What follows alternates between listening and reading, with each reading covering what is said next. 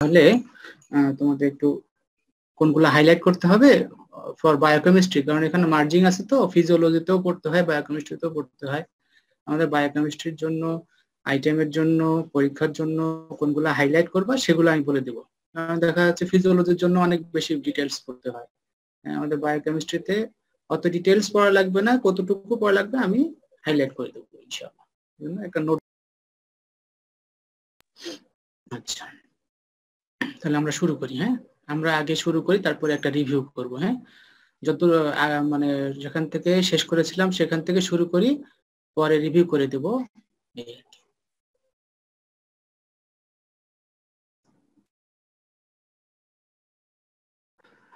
তো আমরা এখানে ছিলাম জাক্সটাগ্লোমিউলার অ্যাপারাটাস। জাক্সটাগ্লোমিউলার অ্যাপারাটাস, তাই আমি বলেছিলাম জাক্সটা মানে কি, আমরা আগে দেখেছি জাক্সটা মানে হচ্ছে অ্যাডজাসেন্ট, লাগোয়া। জাক্সটা মানে লাগোয়া, আর গ্লোমিউলার মানে গ্লোমিউলাসের সাথে লাগোয়া, আর অ্যাপারাটাস মানে যখন কয়েকটা যন্ত্রপাতি একসাথে মিশ্রিত হয়ে একটা জিনিস তৈরি হয়েছে, এটাকে আমরা বলি অ্যাপারাটাস in case of human body বা ইন লিভিং বডি। ঠিক আছে, তো কয়েকটা মানে গ্রুপ অফ সেল যখন একসাথে একই মানে একটা কাজে নিয়োজিত থাকে, তখন এটাকে আমরা অ্যাপারাটাস বলি, তাই না? সেরকম জাক্সটাগ্লোমিউলা মানে the অ্যাপারাটাস or the cells which are adjacent to the glomerulus। ঠিক আছে, তাহলে এই জিনিসটা তিনটা জিনিস নিয়ে গঠিত, একটা হচ্ছে ম্যাকুলা ডেন্সা, একটা হচ্ছে জাক্সটাগ্লোমিউলার সেল, আর একটা হচ্ছে মেসেঞ্জিয়াল সেল বা অ্যাগ্রানুলার ল্যাকিস সেল। ঠিক আছে, এর মধ্যে দেখো macula densa is a part of distal tubule. Macula densa is a part of distal tubule. Macula densa is a part of distal tubule, মানে ডিস্টাল কনভলিউটেড টিউবুলের এপিথেলিয়ামটা একটু একটু মডিফাই হয়। এটা হচ্ছে নর্মাল এপিথেলিয়াম, এগুলো মডিফাই হয়ে একটা অন্য ধরনের এপিথেলিয়াম তৈরি হয়, এটাকে আমরা বলি ম্যাকুলা ডেন্সা। ঠিক আছে, আর জাক্সটাগ্লোমিউলার সেলটা অ্যাফারেন্ট আর্টেরিওলের একটা পার্ট। ঠিক আছে, তো অ্যাফারেন্ট আর্টেরিওলের এপিথেলিয়াম একটু পরিবর্তিত হয়ে অন্য ধরনের একটা সেল তৈরি হয়, সেই সেলটাকে বলা হয় জাক্সটাগ্লোমিউলার সেল। আর এগুলোর আশেপাশে অ্যাগ্রানুলার ল্যাকিস সেল থাকে। ঠিক আছে, তো এই তিন ধরনের সেল দিয়ে জাক্সটাগ্লোমিউলার অ্যাপারাটাস তৈরি হয়। তাহলে এটা ডেফিনিশনে কি বলা যায়? For a short distance afferent arteriole and macula densa come in contact. At this point, juxtaglomerular apparatus is formed, which is consist of macula densa, juxtaglomerular cell, and mesangial cell or agranular lattice cell. This is the complete definition of juxtaglomerular apparatus. What are the function? Number one is production of renin, then production of erythropoietin, and auto regulation of blood flow. তো রেনিনের function কি আমরা আগে দেখেছি, আজকে আবার দেখব। Erythropoietin is a potent stimulus for erythropoiesis, that is production of RBC. RBC প্রোডাকশনের জন্য এটা একটা erythropoietin is a hormone which is stimulus for erythropoiesis, and auto regulation of blood flow which is carried out by renin. এটা আমরা এখনই দেখব। ঠিক আছে, তাহলে অটো রেগুলেশন কিভাবে হয়? What do you mean by auto regulation of renal blood flow? It is the alteration of renal blood flow and GFR induced by changes in the tubular flow rate. ঠিক আছে, তাহলে alteration মানে তো বুঝো পরিবর্তন হওয়া। যেমন আমরা জামা কাপড় অল্টার করি না মাঝে মাঝে, দর্জির কাছ থেকে বানাতে গেলে দেখা যাচ্ছে ছোট বা টাইট ফিটিং যদি না হয়, তাহলে আমরা কি করি? আমরা অল্টার করে নিই, তাই না? অল্টারেশন মানে চেঞ্জ করা, ফর্মে শেপে কিছু চেঞ্জ করা। ফর্মে শেপে যদি কিছু চেঞ্জ করা হয়, ফর্মে শেপে যদি কিছু চেঞ্জ করা হয়, then this is called alteration. তাহলে কিসের alteration? Of renal blood flow and glomerular filtration rate. তাহলে চেঞ্জ হবে কিসের? দুটো জিনিসের, একটা হচ্ছে রেনাল ব্লাড ফ্লো এবং জিএফআর এর। ইনডিউসড বাই, কেন হচ্ছে এটা? এমনি এমনি হয় না, induced by changes in the tubular flow rate. মানে টিউবের মধ্যে হ্যাঁ, that is distal convoluted tube বা প্রক্সিমাল কনভলিউটেড টিউবে যদি ফ্লো, দ্যাট ইজ যেটা গ্লোমেরুলাস থেকে যেটা ফিল্ট্রেশন হয়ে যেটা আসতেছে, সেটার ফ্লোতে যদি কোনো চেঞ্জ হয় তাহলে যদি তোমার এইটার মানে ওখানে চেঞ্জের জন্য যদি আরবিএফ এবং জিএফআর এ চেঞ্জ আসে সেটাকে আমরা বলবো auto regulation of renal blood flow. It is done by tubulo-glomerular feedback mechanism. Feedback মানে তো বোঝো তাই না, যে একটা জিনিসের জন্য যখন আরেকটা জিনিস হয়, একটা জিনিসের জন্য যখন আরেকটা জিনিস হয় সেটাকে আমরা বলি ফিডব্যাক, তাই না? এই যে আমি তোমাদের পড়াচ্ছি, তোমরা পরীক্ষা দিবে, পরীক্ষা দিলে আমি কি পাবো, তোমাদের একটা ফিডব্যাক পাবো যে তোমরা কেমন পড়াশোনা করেছো, এইটাকে আমরা বলি ফিডব্যাক। তাহলে টিউবুলো-গ্লোমেরুলার ফিডব্যাক মানে কি, টিউবের পরিবর্তনের জন্য এটার যে ফিডব্যাক গ্লোমেরুলাতে আসে, এর যে আউটকাম রেজাল্ট গ্লোমেরুলাতে আসে সেটাকে আমরা বলি টিউবুলো-গ্লোমেরুলার ফিডব্যাক মেকানিজম। এটার ইম্পর্টেন্স কি, maintenance of normal renal blood flow, renal plasma flow and GFR in spite of wide variation of systemic blood pressure between 80 to 180 millimetre of mercury. যেটা আমরা আগেও বলেছি যে ব্লাড প্রেশার 80 থেকে 180 মধ্যে ওঠানামা করলেও জিএফআর এ কোনো পরিবর্তন আসে না। এইটা ক্যারিড আউট হয় by auto regulation of renal blood flow. 2 নম্বর importance, keeps tubular load of solute and their distal delivery within normal. Delivery মানে ডিস্টাল টিউবুলে তোমার একটা জিনিসের লোড, যেটা আমরা আগে বলছি টিউবুলার লোড, সেটাকে মোটামুটি একটা এটা নরমাল রাখে। তারপর কি, prevent undue loss of nutrient, fluid and other important substances. যদি কোনো কারণে প্রেসার একটু বেড়ে যায়, তা দেখা যাচ্ছে বেশি লবণ বা ইলেকট্রোলাইট লস হচ্ছে, সেটা যাতে না হয়, ফ্লোটা নরমাল রেখে তোমার এটা আনডিউ লস, যেটা আমরা চাচ্ছি না লসটা, সেই লসটা প্রিভেন্ট করে। And prevent undue retention of nitrogenous waste products and fluid. দেখা যাচ্ছে প্রেসার কমে গেছে, নরমাল 120 কমে হয়ে গেছে 90, তাহলে তোমার ফ্লো কমে গেলে তো জিএফআর কমে যাওয়ার কথা, কিন্তু অটো রেগুলেশনের জন্য জিএফআর নরমাল থাকতেছে, ফলে তোমার নাইট্রোজেনাস ওয়েস্ট প্রোডাক্ট যেটা বের করে দেওয়ার কথা পেশাবের মাধ্যমে, সেইটা নরমাল থাকতেছে। So this are the importance of auto regulation of renal blood flow. So how it is ডান, এটা হচ্ছে তোমার ফ্লো চার্ট। কিভাবে অটো রেগুলেশন হচ্ছে, যখনই তোমার আর্টেরিয়াল প্রেসার কমে যায়, যখনই তোমার ব্লাড প্রেসার কমে যায়, সে নরমাল ব্লাড প্রেসার 120 কমে হয়ে গেল 95, তাহলে কমে গেলে কি হয়, তখন গ্লোমেরুলার হাইড্রোস্ট্যাটিক প্রেসার ডিক্রিজ করে। এই ডিক্রিজ করলে আলটিমেটলি জিএফআর কমে যায়, ঠিক আছে? জিএফআর কমে গেলে তোমার এই মানে জিএফআর যেহেতু কমে গেছে, ম্যাকুলার ডেন্সার, that is modified cells of the distal tubule, এইখানে তোমার সোডিয়াম ক্লোরাইডের কনসেন্ট্রেশন কমে যায়। কেন কনসেন্ট্রেশন কমে যায়? কারণ জিএফআর কমে যাওয়ার ফলে প্রক্সিমাল কনভলিউটেড টিউবুলে সোডিয়াম ক্লোরাইডের রিঅ্যাবজর্পশন বেড়ে যায়। আবার বলি, জিএফআর যখনই কমে যায় তখন পিসিটি বা প্রক্সিমাল কনভলিউটেড টিউবুলে সোডিয়াম ক্লোরাইডের রিঅ্যাবজর্পশন বেড়ে যায়। যদি এখানে রিঅ্যাবজর্পশন বেড়ে যায়, মানে টিউব থেকে ফিল্টার থেকে সোডিয়াম ক্লোরাইড বেশি রক্তে প্রবেশ করতেছে, তাহলে টিউব যদি আগের মানে প্রক্সিমাল অংশে যদি সোডিয়াম ক্লোরাইড বেশি রিঅ্যাবজর্ব হয়ে যায়, তাহলে নিশ্চিতভাবে ডিস্টাল টিউবুলে সোডিয়াম ক্লোরাইডের কনসেন্ট্রেশন কমে যাবে। যখনই তোমার এই যে ডিস্টাল টিউবুলের যে সোডিয়াম ক্লোরাইড কমে গেছে, এটা সেন্স করে কে, macular densa, which is part of juxtaglomerular apparatus. যখন এটা কমে যায় তখন দুটো কাজ হয়, একটা হচ্ছে রেনিনের প্রোডাকশন হয়। রেনিনের প্রোডাকশন হলে আমরা জানি রেনিনের আলটিমেট কাজ হচ্ছে অ্যানজিওটেনসিন 2 প্রোডাকশন করা। হ্যাঁ, অ্যানজিওটেনসিনোজেনকে অ্যানজিওটেনসিন 1 করে বাই রেনিন, এবং angiotensin 1 ultimately angiotensin converting enzyme in the lungs, এটার মাধ্যমে অ্যানজিওটেনসিন 2 আছে। আলটিমেটলি অ্যানজিওটেনসিন 2 হয়। এই অ্যানজিওটেনসিন 2 ইজ এ প্রোটিন ভেসোকনস্ট্রিক্টর। ভেসোকনস্ট্রিকশন মানে হচ্ছে তোমার রেজিস্ট্যান্স বাড়ায় দেয়, হ্যাঁ, ইফারেন্ট আর্টেরিয়াল রেজিস্ট্যান্স বাড়ায় দেয়, ফলে ব্লাড প্রেসার বেড়ে যায়, ঠিক আছে? ব্লাড প্রেসার বেড়ে যায়।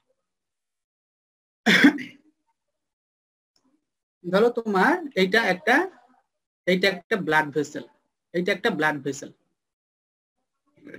ঠিক আছে? এখানে ব্লাড ভেসেল, তো এইখানে যত বেশি ব্লাড আসবে তত এর প্রেসার বাড়বে, ঠিক আছে? যত বেশি ব্লাড আসবে তত বেশি প্রেসার বাড়ার কথা। ধরো এইটা নরমালি 120 মিলিমিটার মার্কারি। সো যদি কোনো কারণে ব্লাডের ফ্লো কমে যায়, ধরো ব্লাডের ফ্লো কমে গিয়েছে কোনো কারণে, ধরো শকে গেছে বা ডিহাইড্রেশন হয়েছে বা কোনো কারণে যদি তোমার ব্লাড প্রেশার কমে যায়, তখন এটা কমে গেল, প্রেশার চলে আসলো 95 মিলিমিটার অফ মার্কারি, তখন তোমার অটো রেগুলেশন কাজ করা শুরু করে। এই প্রেশার কমে গেছে, জিএফআর কমে গেছে, ম্যাকুলার ডেন্সাতে সোডিয়াম ক্লোরাইড কমে গেছে, রেনিন প্রোডাকশন হয়েছে, এবং রেনিন থেকে আলটিমেটলি যখন অ্যানজিওটেনসিনোজেন 2 হলো, তখন কি হলো, সে ব্লাড ভেসেলটাকে কনস্ট্রিক্ট করে দিল, ভেজো কনস্ট্রিকশন করে, ভেজো কনস্ট্রিকশন করে। তাহলে আগে যে ক্যালিব্রেশন, মানে যে মোটা, যে ডায়ামিটারের নল দিয়ে ব্লাড যাচ্ছিল, ব্লাড ভেসেল দিয়ে ব্লাড যাচ্ছিল, সেইটা আলটিমেটলি একটা ভেজো কনস্ট্রিকশনের ফলে ওই কম পরিমাণ ব্লাড একটা কম ডায়ামিটারের ভেসেল দিয়ে যাচ্ছে, ফলে কি হবে, প্রেশার ইনক্রিজ করবে, প্রেশার ইনক্রিজ করবে। এইটা হচ্ছে তোমার মেকানিজম। আবার তোমার ম্যাকুলার ডেন্সে সোডিয়াম ক্লোরাইড কমে গেলে অ্যাফারেন্ট আর্টেরিয়াল রেজিস্ট্যান্সও কমে যায়, তখন তোমার ব্লাড প্রেশার, মানে ইফারেন্টে রেজিস্ট্যান্স হয়। ইফারেন্ট মানে যেখান থেকে বের হয় আর কি, যেখান থেকে ব্লাড বেরিয়ে যায়, ক্যাপিলারির যে অংশ দিয়ে ব্লাড বেরিয়ে যায় সেটাকে আমরা বলি ইফারেন্ট, আর যেখান থেকে ব্লাড ঢোকে সেখানে অ্যাফারেন্ট। তাহলে অ্যাফারেন্ট আর্টেরিওল মোটা হয়, ইফারেন্ট আর্টেরিওল কনস্ট্রিক্ট করে, ফলে আলটিমেটলি ব্লাড প্রেশার বেড়ে গিয়ে অটো রেগুলেশন হয়। এটা বারবার পড়বে, এটা পরীক্ষায় খুব আসে, ফিজিওলজিতেও আসবে, বায়োকেমিস্ট্রিতেও আসতে পারে। তো এটা বারবার পড়বে, বারবার পড়লে কনসেপ্ট ক্লিয়ার হয়ে যাবে ইনশাআল্লাহ। আচ্ছা, দেন প্লাজমা ক্লিয়ারেন্স, এই জিনিসটা কিন্তু খুব ভালোভাবে বুঝতে হবে। হ্যাঁ, what is plasma clearance, what is plasma clearance. আচ্ছা, প্লাজমা ক্লিয়ারেন্স বোঝার আগে আমরা একটু পার্সেন্টেজ নিয়ে আসি। পার্সেন্টেজ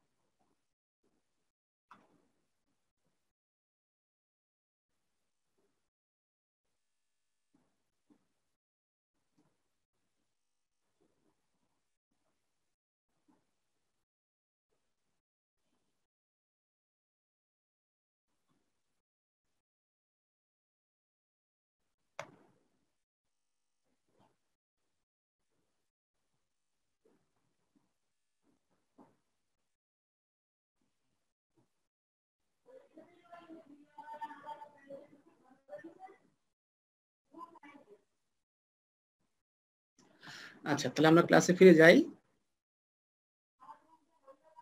আচ্ছা, প্লাজমা ক্লিয়ারেন্স, প্লাজমা ক্লিয়ারেন্স কাকে বলে? What do you mean by plasma clearance? What do you mean by plasma clearance?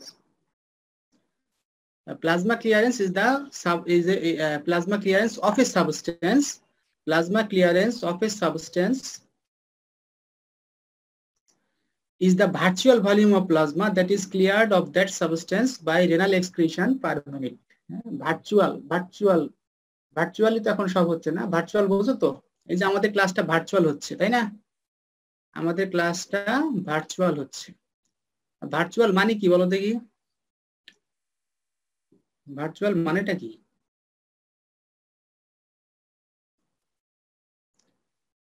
সবাই কি ঘুমায় পড়ছো নাকি কেউ কেউ আসো? স্যার আছি। কে আছো, তোমার নাম কি? স্যার সাদিকা। সাদিকা, সাদিকা বলো তো ভার্চুয়াল কাকে বলে? স্যার ভার্চুয়াল বলতে আমরা যখন অনলাইন কোনো জিনিস ইউজ করে আমরা কোনো কাজ সম্পন্ন করি সেটা ভার্চুয়াল। স্যার ফলো তো, কিন্তু বাহ্য তো নয় এমন। এই তো খুব কঠিন বাংলা হয়ে গেল, একটু সহজ বাংলায় বলো না। কৃত্রিম স্যার, মানে স্যার কার্যগতভাবে উপস্থিত কিন্তু শারীরিকভাবে অনুপস্থিত। শারীরিকভাবে আছে, আচ্ছা ঠিক আছে। আচ্ছা, মানে যেটা আছে কিন্তু মানে দুনিয়াবি ভাবে নাই, তাই তো? সেরকম। হ্যাঁ, যেমন ধরো এই যে আমরা ভার্চুয়াল ক্লাস নিচ্ছি, ক্লাস হচ্ছে কিন্তু আমরা তোমাকে দেখছি না, তুমি আমাকে দেখছো না, কিন্তু ক্লাস কিন্তু হচ্ছে, তাই না? তারপরে ধরো তোমার বিকাশ অ্যাকাউন্টে টাকা আছে, তোমার কাছে টাকা আছে কিন্তু নোট নাই, এইটা। হ্যাঁ, তার মানে আমি বলতে পারি হ্যাঁ আসলে এটা বর্তমান, কিন্তু এটা দেখা যাচ্ছে না, বা আমরা এটাকে মানে ফিজিক্যালি আমরা দেখতে পাচ্ছি না, তাই না? তো দেখো প্লাজমা ক্লিয়ারেন্স বলতে কি বোঝাচ্ছে? প্লাজমা ক্লিয়ারেন্স হয় যে কোনো সাবস্টেন্সেস, যেমন ধরো গ্লুকোজের একটা ক্লিয়ারেন্স, ক্রিয়েটিনিনের একটা ক্লিয়ারেন্স, ইউরিয়ার একটা ক্লিয়ারেন্স, যে কোনো একটা সাবস্টেন্সের ক্লিয়ারেন্স বলতে, প্লাজমা ক্লিয়ারেন্স বলতে যে কোনো সাবস্টেন্সের ক্লিয়ারেন্স বোঝায়। তো প্লাজমা ক্লিয়ারেন্স কাকে বলে? Plasma clearance of a substance, একটা সার্টেন সাবস্টেন্স, সে ক্রিয়েটিনিন। প্লাজমা ক্লিয়ারেন্স ইজ এটা is a of a substance is the virtual volume of plasma. তার মানে আমরা ধরে নিচ্ছি যে প্লাজমার একটা নির্দিষ্ট অংশ, ধরে নিচ্ছি is the virtual volume of plasma that is cleared of that substance by renal excretion per minute, by renal excretion per minute। ঠিক আছে, ধরো তোমার এই তোমার প্লাজমা, প্লাজমা কোথায় থাকে? ব্লাড ভেসেলের ভিতরে থাকে। ধরো এটা ব্লাড ভেসেল, এটা একটা ব্লাড ভেসেল, ঠিক আছে, অনেক বড় একটা হয়ে গেল ব্লাড ভেসেল। তো ব্লাড ভেসেলের মধ্যে প্লাজমা আছে, ব্লাড ভেসেলের মধ্যে প্লাজমা আছে। তা আমরা ধরে নিলাম যে প্লাজমার এই অংশটা, এই অংশটার মধ্যে, এই অংশটার মধ্যে একটা নির্দিষ্ট সাবস্টেন্স, এই অংশটার মধ্যে ধরো এই একটা নির্দিষ্ট সাবস্টেন্স, এই জিনিসটা, এই জিনিসটাকে ধরো, এই জিনিসটা কি জিনিস? এটা আমরা ধরলাম ক্রিয়েটিনিন। তাহলে এই অংশটার মধ্যে ক্রিয়েটিনিন রেনাল এক্সক্রিশন দিয়ে প্রতি মিনিটে কিভাবে ক্লিয়ার হয়ে যাচ্ছে, ক্লিয়ার মানে কি বের হয়ে যাচ্ছে, আমাদের বডি ফ্রি হয়ে যাচ্ছে, ঠিক আছে, এইটা হচ্ছে তোমার প্লাজমা ক্লিয়ারেন্স।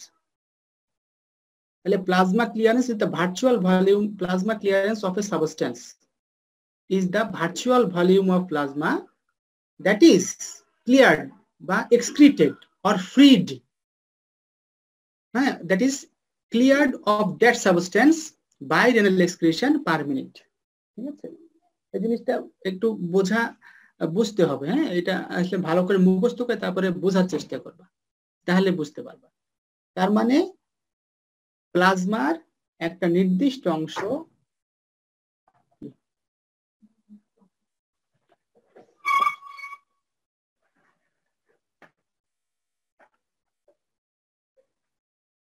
আচ্ছা, যেটা প্লাজমার একটা নির্দিষ্ট অংশ রেনাল এক্সক্রিশন দিয়ে প্রতি মিনিটে কিভাবে কতটুকু ফ্রি হয়ে যায়, হ্যাঁ, এটাকে আমরা বলতেছি প্লাজমা ক্লিয়ারেন্স। ঠিক আছে, ফ্রি হওয়া হলে এইটা জেনে আমরা কি করব? এটা জেনে আমরা বুঝতে পারবো যে আমাদের নেফ্রন গুলোর অবস্থা কি আছে, কারণ এটা তো ফ্রি হবে নেফ্রন দিয়ে, এটা তো ফ্রি হবে নেফ্রন দিয়ে। তো এই জিনিসটা ফ্রি কতটুকু হচ্ছে এইটা যদি আমরা জানতে পারি, প্লাজমা ক্লিয়ারেন্স যদি আমরা জানতে পারি, তাহলে আমরা নেফ্রন গুলার একটা বাহ্যিক অবস্থা আমরা বুঝতে পারবো। ঠিক আছে, তো this is called plasma clearance. Plasma clearance মানে প্লাজমা থেকে একটা নির্দিষ্ট জিনিস কিভাবে ক্লিয়ার, কতটুকু ক্লিয়ার হয়ে যায়। ক্লিয়ার কি দিয়ে হবে?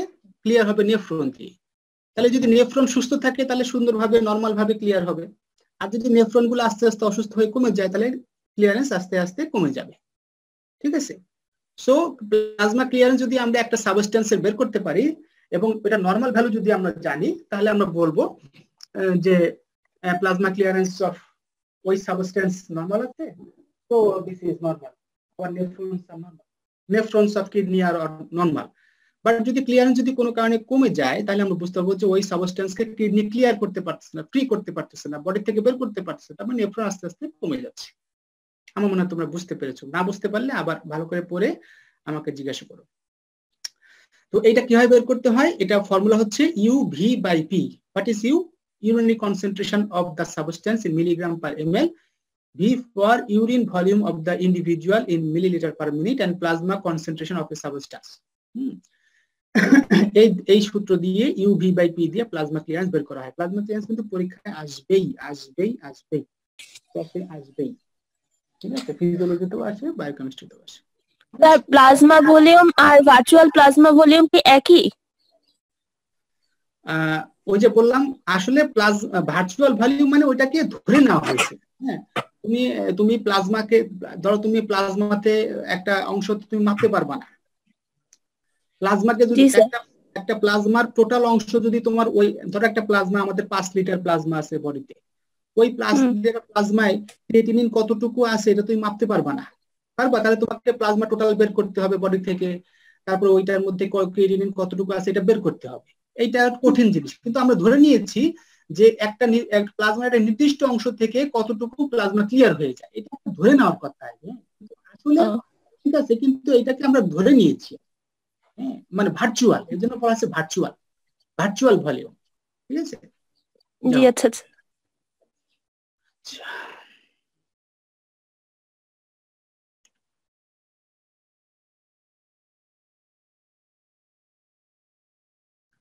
আচ্ছা, তাহলে plasma clearance of a substance is less than GFR if the substance is partially reabsorbed after filtration, যেমন ইউরিয়া।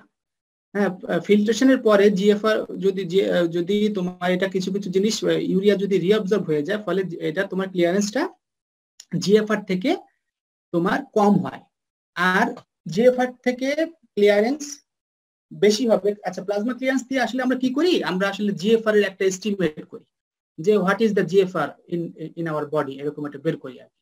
তো যদি কোনো substance partially reabsorbed by the tubule, then the GFR will be less. And if the substance is partially secreted, that is tube থেকে যদি ফিল্ট্রেটরের মধ্যে ঢোকে, তাহলে তোমার এই জিএফআর মানে মোর দ্যান জিএফআর, মানে প্লাজমা ক্লিয়ারেন্স বেশি হবে। আর plasma clearance of a substance is equal to GFR if the substance is neither reabsorbed nor secreted after filtration, যেমন ইনুলিন। আচ্ছা, plasma clearance of creatinine or creatinine clearance rate is 70 to 140 milliliter per minute, ঠিক আছে? সাধারণত এইটাই করা হয়, creatinine clearance রেটই করা হয় সাধারণত নেফ্রোলজিস্ট যারা আছেন এবং যাদের ক্রনিক কিডনি ডিজিজ থাকে, তাদেরকে পেরিওডিক্যালি কতদিন পর পর সিসিআর বা ক্রিয়েটিনিন ক্লিয়ারেন্স রেট করা হয়।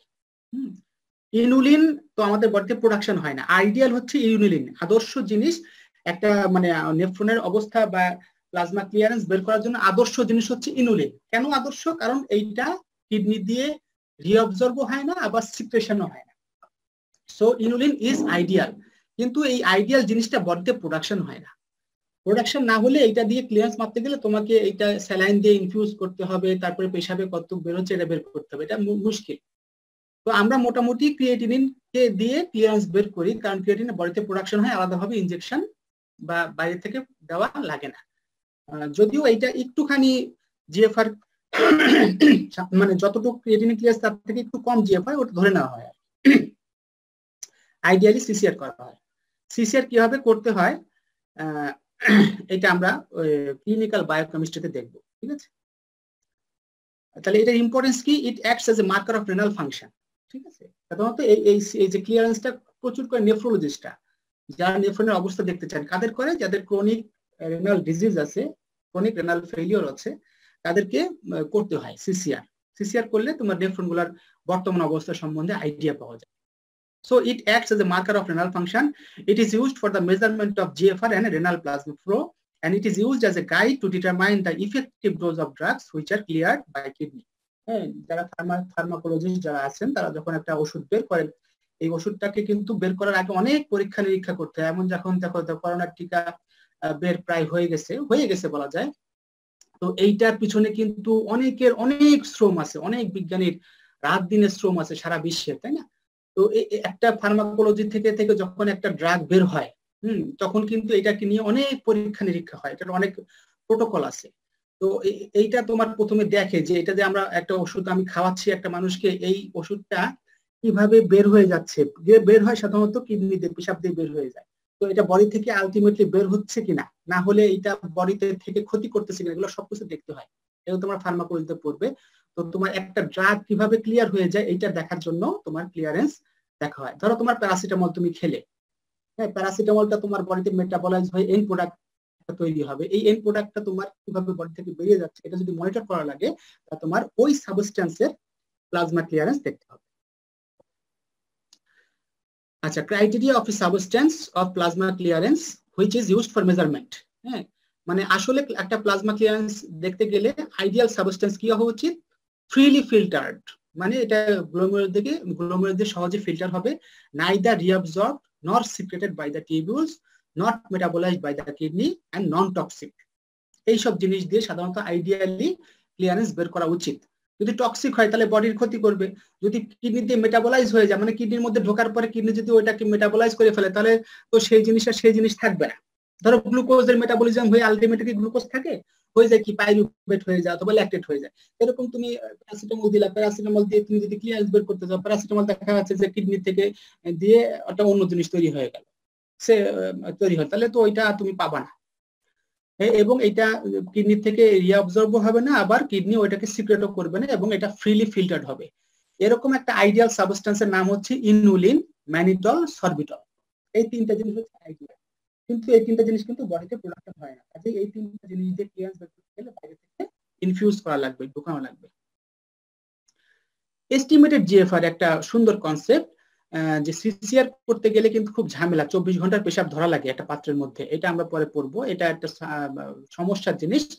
তো এইটাকে সহজ করার জন্য যাদেরকে ফ্রিকুয়েন্টলি সিসিআর বা রিনাল ক্লিয়ারেন্স, প্লাজমা ক্লিয়ারেন্স দেখার দরকার, তাদেরকে একটা জিনিস করে এস্টিমেটেড জিএফআর। এস্টিমেটেড জিএফআর মানে কি? জিএফআর কে এস্টিমেট করে একটা ফর্মুলা দিয়ে, হ্যাঁ, ফর্মুলা দিয়ে। এই ফর্মুলাটা কি? ফর্মুলাটা হচ্ছে ককক্রফট গল্ড ফর্মুলা। এটা 140 minus age into weight in kg divide by 72 into SCR. SCR মানে হচ্ছে সিরাম ক্রিয়েটিনিন। আর যদি মহিলা মানুষ হয় তাহলে এটাকে 0.85 দিয়ে গুণ করতে হয়। তাহলে ইজিএফআর আমরা যে কেউ বের করতে পারি, যে কেউ বের করতে পারি। তুমি কি করবা? তুমি ল্যাবরেটরিতে যাবা, যে বলবা ভাই আমার সিরাম ক্রিয়েটিনিন করে দেন, ঠিক আছে? তো 200-300 টাকা নিবে, নিয়ে পরে তোমার ব্লাডের ক্রিয়েটিনিন কতটুকু আছে বের করে দিবে। এরপরে তুমি এই ফর্মুলায় বাসায় বসে বসে করতে পারবা। 140 মাইনাস তোমার এজ 20, তারপরে ওয়েট 70 কেজি, তারপরে নিচে 72 ইন্টু ধরো তোমার ক্রিয়েটিনিন আসছে 1, আর যদি কেউ মহিলা হয় তার সাথে 0.85 গুণ করবা, তাহলে তোমার যে রেজাল্টটা আসবে সেটা হচ্ছে তোমার ইজিএফআর বা GFR. EGFR is the estimate of renal function. তুমি জিএফআর বা তোমার জিএফআর কত তুমি খুব সহজে বাসায় বসেই বের করতে পারো।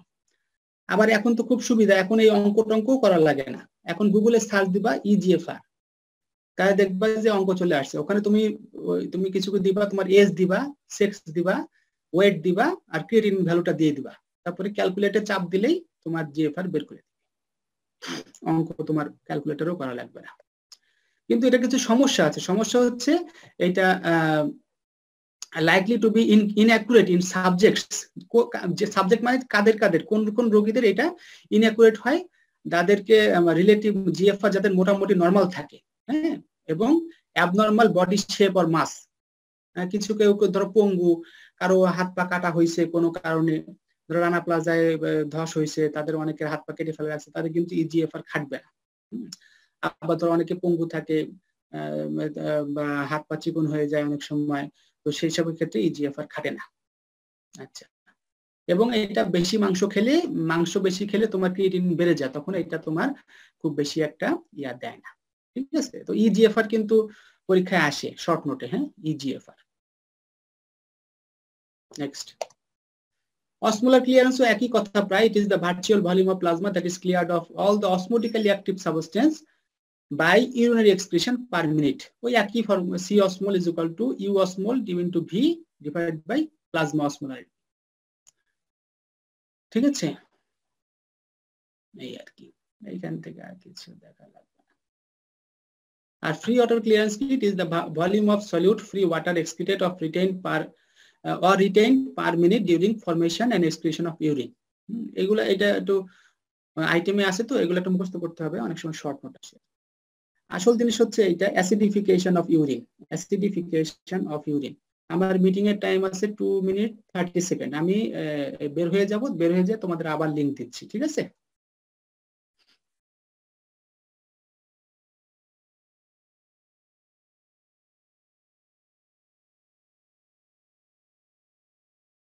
তখন ছিল পার্টিসিপেন্ট 45 আর এখন পার্টিসিপেন্ট আছে 38, তার মানে 7 জন নাই, তার মানে 7 জন ঘুমাই গেছে মনে হয়। দেখ 45 জনের মধ্যে যদি 7 জন ঘুমাই যায় সেটাও খারাপ না। হ্যাঁ, তোমরা যারা আছো আর কত ঘুমাবা? হ্যাঁ, তোমাদের তো খুব ইচ্ছা করে অটো নিতে, এমন অটো হয়ে গেছে। হ্যাঁ, কবে ক্লাস খুলবে, কবে কলেজে আসবা তারই কোনো ঠিক নাই, তাই না? যাক, আর কলেজে কত পরিবর্তন হয়ে গেছে দেখবা আসার পরে। হ্যাঁ, কত সুন্দর রাস্তাঘাট, তারপরে বাগান টাগান করতেছে, কনস্ট্রাকশনের কাজ অনেক আগায় গেছে। অনেকে যারা অনেকে তো আসো মনে হয় হোস্টেলে, আর অনেকে ওই মার্চে চলে গেছে, এখন আসো নাই। দেখবা যে আসার পরে অনেক পরিবর্তন হয়ে গেছে। এই তো আরো ঢুকতেছে। আচ্ছা, যাও। আচ্ছা, তাহলে আমরা ক্লাসটা শেষ করি, অনেকদিন হয়ে গেছে, আসলে দেরি হয়ে যাচ্ছে।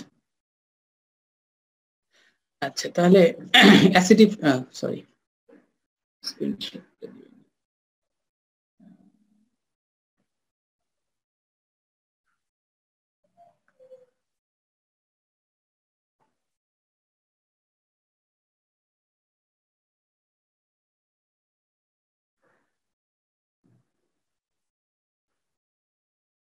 দেখছো আমার মেয়ে বড় হয়ে গেছে।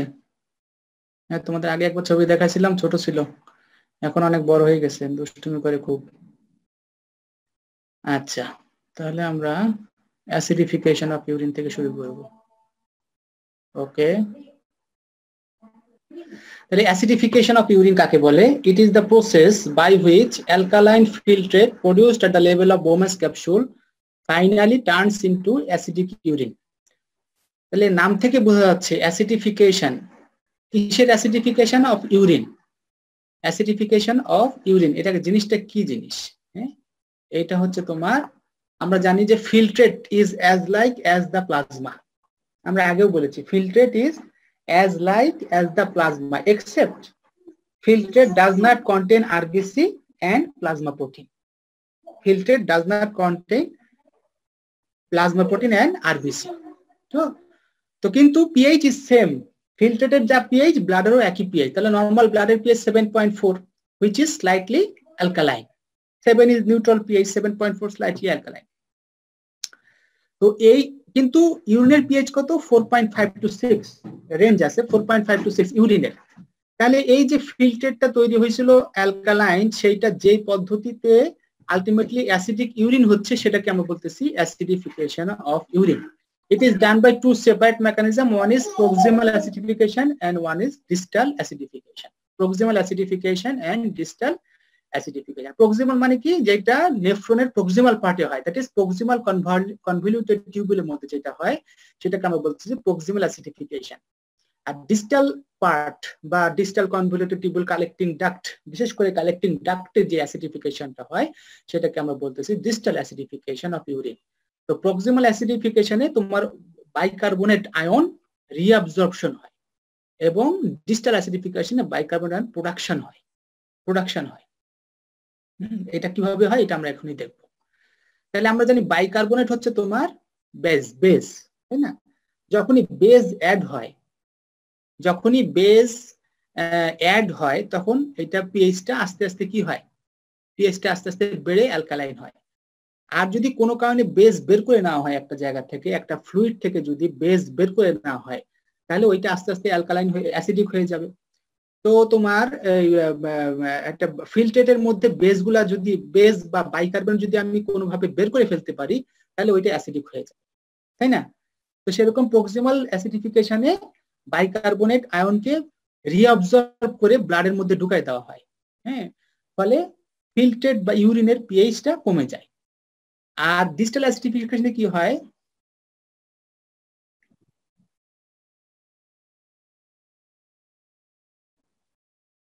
ডিস্টাল অ্যাসিডিফিকেশনে কি হয়? এখানে বাইকার্বনেট আয়ন জেনারেশন হয়। কিভাবে হয় সেটা আমরা এখন দেখবো, ঠিক আছে? তাহলে প্রক্সিমাল অ্যাসিডিফিকেশনে কি হয়? Proximal acidification is concerned with complete reabsorption of filtered bicarbonate. Bicarbonate ion glomulars দিয়ে যতটুকু ফিল্টার হয়েছিল তার প্রায় কমপ্লিট রিঅ্যাবজর্পশন হয়। এটা কোথায় হয়? Mainly in the proximal convoluted tube 80 to 90% and partly from the ascending loop of Henle. Complete reabsorption of bicarbonate cause reduction of pH filtrate from 7.4 to 6.8. তাহলে এটা কিভাবে হয় দেখো, এটা হচ্ছে রেনাল ইন্টারস্টিশিয়াল ফ্লুইড, এটা টিউবুলার লুমেন। টিউবুলার লুমেন মানে কি? ওই যে ধরো এটা প্রক্সিমাল কনভলিউটেড টিউবের ভিতরে, প্রক্সিমাল কনভলিউটেড টিউবের লুমেন, লুমেন মানে হচ্ছে তোমার ফুটো, হ্যাঁ, তো লুমেন, প্রক্সিমাল কনভলিউটেড টিউবের লুমেন এই জায়গাটা, এটা হচ্ছে লুমেন, এটা সেল, টিউবুলার সেল। আর এটা হচ্ছে তোমার রেনাল ইন্টারস্টিশিয়াল ফ্লুইড, এটা মানে এটা ব্লাডকে রিপ্রেজেন্ট করে বা ফিল্টারকে রিপ্রেজেন্ট করে। তো দেখো এখানে কি হয়, টিউবুলার সেলের মধ্যে কার্বন ডাই অক্সাইড এবং ওয়াটার কার্বনিক অ্যানহাইড্রেজ এনজাইমের মাধ্যমে বাইকার্বনিক অ্যাসিডে পরিণত হয়। এই বাইকার্বনিক অ্যাসিডটা তৈরি হওয়ার পরে ডিসোসিয়েট হয়ে হাইড্রোজেন আয়ন এবং বাইকার্বনেট আয়ন হয়ে যায়। এই বাইকার্বনেট আয়নটা তোমার রিঅ্যাবজর্পশন হয়ে যায় ব্লাডে, বাইকার্বনেটটা রিঅ্যাবজর্পশন হয়ে যায় ব্লাডে। এই হাইড্রোজেন আয়নটা টিউবুলার লুমেনে সিক্রেশন হয়। এটা তোমার ইলেকট্রিক্যাল নিউট্রালিটি মেইনটেইন করার জন্য যখনই একটা negative ion that is bicarbonate ion যখন ব্লাডে চলে যায়, তখনই একটা হাইড্রোজেন আয়ন, এটা তোমার ইলেকট্রিক্যাল নিউট্রালিটি, সেলের মধ্যে ইলেকট্রিক্যাল নিউট্রালিটির জন্য হাইড্রোজেন আয়নটা ইন এক্সচেঞ্জ অফ সোডিয়াম এটা টিউবুলার লুমেন দ্যাট ইজ ফিল্ট্রেটের মধ্যে চলে আসে। ঠিক আছে, এসে আবার সে বাইকার্বনেটের সঙ্গে রিঅ্যাকশন করে বাইকার্বনিক অ্যাসিড হয়ে যায়, বাইকার্বনিক অ্যাসিড হয়ে যায়। ঠিক আছে, বাইকার্বনিক অ্যাসিড হয়ে যায়। তাহলে দেখো এখানে বাইকার্বনেট রিঅ্যাবজর্পশন হচ্ছে, বাইকার্বনেট রিঅ্যাবজর্পশন মানে কি? তোমার ব্লাডের মধ্যে অ্যাবজর্পশন কোথায় হচ্ছে? ব্লাডে। রিঅ্যাবজর্পশন হচ্ছে ইন দ্য ব্লাড। তো এটা তোমার যেহেতু বাইকার্বনেটটা সরে যাচ্ছে এবং হাইড্রোজেন আয়ন সিক্রেশন হচ্ছে, তো ফিল্ট্রেটের মধ্যে আস্তে আস্তে যদি হাইড্রোজেন আয়ন চলে আসে, তাহলে তোমার এটার পিএইচটা আস্তে আস্তে কমে যাবে। কত কমে যাবে? এইটার ফলে তোমার ফিল্ট্রেটের পিএইচ 7.4 থেকে 6.8 হয়ে যাবে। তার মানে সামান্য একটু অ্যাসিডিফিকেশন হয়ে যাবে। ঠিক আছে, this is proximal acidification which is done in proximal convoluted tube and partly in the ascending loop of Henle.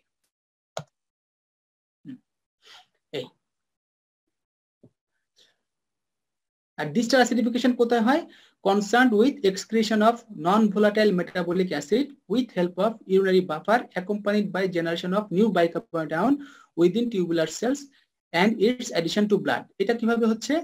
এটা ধরো এই যে টিউবুলার সেল, আর এটা টিউবুলার লুমেন, এবং এটা তোমার ইন্টারস্টিশিয়াল ফ্লুইড। এখানে কি হচ্ছে? এখানে তোমার একই মেকানিজম, সেলের ভিতরে কার্বন ডাই অক্সাইড আর ওয়াটার যুক্ত হয়ে কার্বনিক অ্যাসিড তৈরি হয়।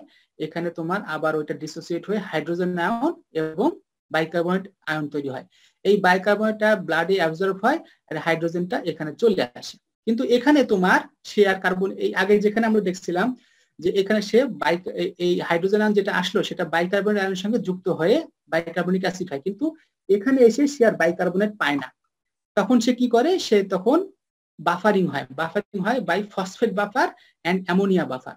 ফসফেট বাফারের বেসিক অংশটার সাথে যুক্ত হয়ে NaH2PO4 হিসাবে এটা পেশাবের সাথে বেরিয়ে যায়। আবার অ্যামোনিয়া বাফারের বেসিক অংশ NH3 এর সাথে এটা যুক্ত হয়ে অ্যামোনিয়াম হয়ে এটা আলটিমেটলি বডি মানে পেশাব দিয়ে বের হয়ে যায়।